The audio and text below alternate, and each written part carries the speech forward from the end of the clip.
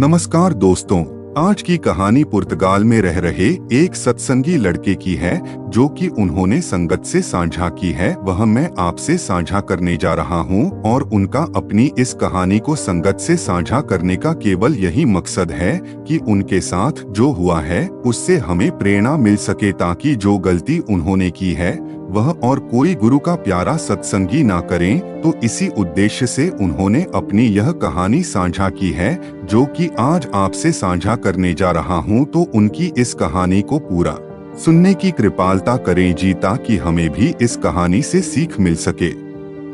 हमें भी वह प्रेरणा मिल सके। साध संगत जी, शुरुआत में आप जी ने कहा है कि मैं अपनी 10वीं कक्षा की पढ़ाई पूरी करके विदेश चला गया था, क्योंकि वहां पर मेरे कुछ रिश्तेदार थे जिन्होंने मेरा विदेश का काम बनवा दिया था और मैं उनके पास पुर्तगाल चला गया। और मैं शुरू से ही गुरुघर की सेवा करता आया हूँ, सत्संग सुनता आया हूँ और मेरी माँ की अच्छी शिक्षा के कारण मैंने कभी भी अपनी जिंदगी में कोई गलत काम नहीं किया, क्योंकि मेरी माँ मुझे हमेशा समझाती थी कि बेटा हमें ऐसा कोई भी काम नहीं करना चाहिए जिससे कि यह समाज और इस समाज में रहने वाले लोग हमारी तरफ उंगली करें, और तब तो ऐसा गलत काम बिल्कुल भी नहीं करना चाहिए। जब हमें एक पूरे गुरु की शरण मिली हो, एक सच्चे सतगुरु से नाम की बख्शिश हुई हो, तब तो हमें बिल्कुल भी ऐसा कोई भी गलत काम नहीं करना चाहिए जिससे कि यह समाज हमारी तरफ उंगली उठाए, क्योंकि जब भी हम कोई गलत काम करते हैं तो वह उंगली सिर्फ हमारी तरफ ही नहीं उठती, वह हमारे गुरु की ओर भी जाती है। और लोग यही कहते हैं कि क्या तुम अपने गुरु से यही सीखते हो, क्या तुमने सत्संग में यही सीखा है? तो ऐसी ऐसी बातें लोग कहते हैं और फिर हमारे पास कोई जवाब नहीं होता, तो इसमें हमारा तो घटाव होता ही है और साथ ही साथ हम सतगुरु को भी इसका जिम्मेदार बना देते हैं, जो कि बिल्कुल भी अच्छा नहीं है। तो हमें कभी भी ऐसा काम नहीं करना है कि लोग हमारे गुरु की तरफ उंगली करें। तो मेरी माँ मुझे हमेशा से ही रूहानियत से जोड़ती आई है और मेरी माँ की कमाई भी बहुत है। मुझे याद है कि जब मैं स्कूल जाता था और जब स्कूल से घर आता था तो मेरी माँ भजन सिमरन पर बैठी होती थी, तो मैं अपनी माँ को कुछ नहीं कहता था। जो भी खाना होता था खुद जाकर सब कुछ कर लेता था, लेकिन अपनी माँ को मैंने कभी परेशान नहीं किया। उनकी भजन बंदगी में मैं कभी रुकावट नहीं बना, वह केवल इसलिए क्योंकि मेरी माँ की शिक्षा ही मुझे यहाँ तक ले आई है। और फिर उसके बाद मैं विदेश चला गया, और जब मैंने विदेश जाना था तो उससे पहले मेरी माँ ने बहुत कुछ मुझे समझाया कि बेटा वहाँ पर रहकर उस माहौल में हमें गंदा नहीं होना, हमें तो समाज में ऐसे रहना है जैसे एक मुर्गा भी पानी में रहती है और फिर सूखे पंखों के साथ उड़ जाती है, ऐसे हमें इस समाज में रहना है। जैसे एक कमल कीचड़ में खिला होता है लेकिन कीचड़ में गंदा नहीं होता, तो हमें इस समाज में रहते हुए किसी तरह की गंदगी से हमें गंदा नहीं होना। हमें तो मालिक की भजन बंदगी करते हुए सभी कार्य करने हैं। अगर हम भजन बंदगी करते हैं तो हम चाहे कहीं भी रहे तो मालिक हमारे साथ होता है। तो आप कहते हैं, ऐसे ही मेरी माँ ने मुझे बहुत समझाया और फिर मैं विदेश चला गया, लेकिन वहाँ जाकर मैं मन के पीछे लगकर वहाँ के माहौल में पढ़ना शुरू हो गया था। और मेरी माँ मुझे रोज फोन किया करती थी, मेरा हालचाल पूछा करती थी और मुझे पूछती थी कि भजन सिमरन पर बैठता है या नहीं।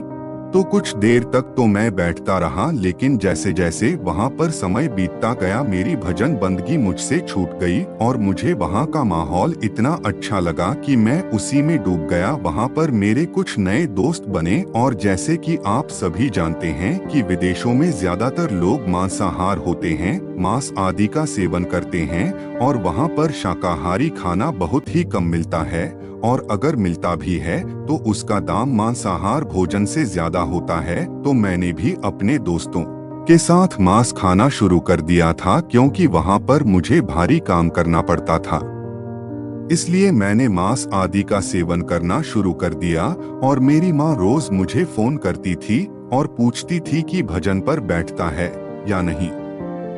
तो मैं ऐसे ही उन्हें झूठ बोल दिया करता था कि हाँ माँ मैं बैठता हूँ। तो ऐसे ही समय बीतता गया। तो वहाँ पर जिस कंपनी में मैं काम करता था वहाँ पर मशीन में खराबी होने के कारण एक बहुत बड़ा ब्लास्ट हुआ और उस ब्लास्ट में हम 3 लोग घायल हुए, जिसमें मैं सबसे आगे था। क्योंकि मेरी ड्यूटी उस मशीन के पास ही होती थी, तो उस ब्लास्ट में मैं पूरा जल गया था। मैंने अपनी आंखों से देखा है कि जब वह ब्लास्ट हुआ तब मेरे दोनों हाथों से मांस पिघलकर नीचे गिर रहा था, मेरी दोनों बाजुओं से मेरा मांस पिघलकर नीचे गिर रहा था और मैं बहुत तकलीफ में था। तो मुझे जल्द से जल्द हॉस्पिटल ले जाया गया और वहां पर मैं कुछ दिनों तक रहा। और हॉस्पिटल में बैठे बैठे मुझे इस बात का एहसास हुआ कि जब मुझे नाम की बख्शीश होनी थी, जब मैं नाम दान के लिए पेश हुआ था, तो मुझसे उन्होंने यही सवाल किया था कि मांस और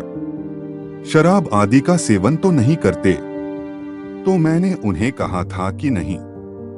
तो उन्होंने मुझसे कहा था कि करना भी मत।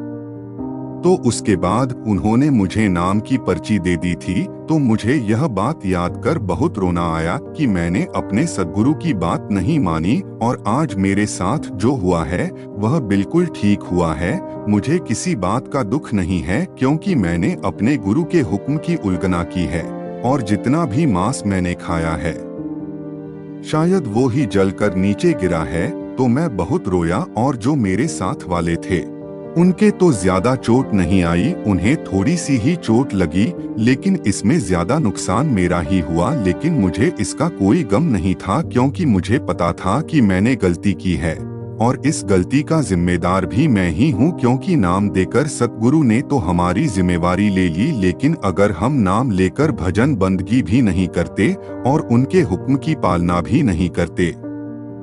जिन चीजों से हमें दूर रहने के लिए बोला जाता है, अगर हम वह भी नहीं रहते तो हमारे लिए अफसोस वाली बात है। और मेरी माँ कहती थी कि बेटा, हुजूर फरमाते थे कि भजन सिमरन भले ही कम करो, लेकिन जिन चीजों से दूर रहने के लिए बोला जाता है उनसे दूर रहो, क्योंकि वह चीजें तो परमार्थ की जड़ ही काट देती हैं। तो मेरे साथ जो भी हुआ मैंने अपनी माँ को सब सच बता दिया था कि मैंने यहाँ पर क्या क्या किया है, और जो मेरे साथ हुआ मैंने सब अपनी माँ को बता दिया। और उसके बाद मेरी माँ ने मुझे यही कहा कि बेटा, अब जो हो गया उसको तो हम बदल नहीं सकते, लेकिन अपनी इस गलती को सुधार जरूर सकते हैं। तो तू आज मुझसे यह वादा कर कि आज से तू कभी भी ऐसा कोई भी काम नहीं करेगा और सतगुरु के हुक्म में रहकर भजन बंदगी करेगा और मेरा कहा मानेगा। तो मैंने अपनी माँ से यह वादा किया कि मैं आज से आपकी हर बात मानूंगा और सतगुरु के हुक्म में रहकर रोजाना भजन को समय दूंगा और ऐसा कोई भी काम नहीं करूंगा जिससे सतगुरु को दुख लगे और आपको भी तकलीफ हो।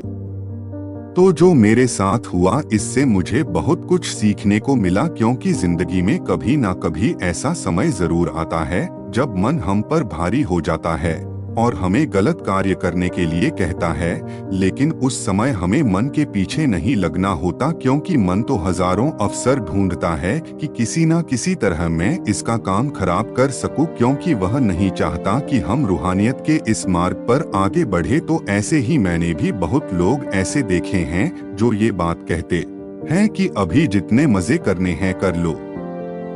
जो भी खाना पीना है खा लो,